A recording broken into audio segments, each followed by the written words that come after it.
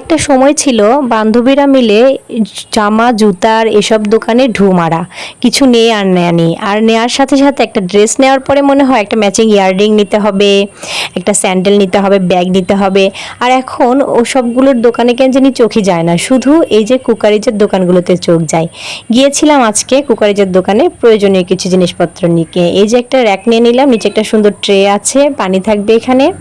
এরকম আমার একটা আছে 3 লেয়ারের আর কি, সেটা আমি রান্নাঘরে রাখতে পারি না, ডাইনিংয়ে রাখছি, টেবিলে রাখছি, কারণ আমার জায়গাতে ওটা হয় না আর কি, তো এই জন্য একটা নিয়ে নিলাম। আরেকটা প্রয়োজনীয় জিনিস নিছি, সেটা রান্নাঘরে এতটাই প্রয়োজন ছিল যে আনার সাথে সাথে আমি ওটা সেট করে ফেলছি। আর নিয়েছি একটা এগ বিটার। আসলে সাংসারিক একটা জিনিস নিলে খুব ভালো লাগে, আর একটা নেওয়ার পর মনে হয় নেক্সট টাইমে এইটা প্রয়োজন। আগে যেরকম মনে হতো ড্রেস নিলাম, তারপরে এর সাথে একটা ম্যাচিং এটা নিতে হবে, ওটা নিতে হবে।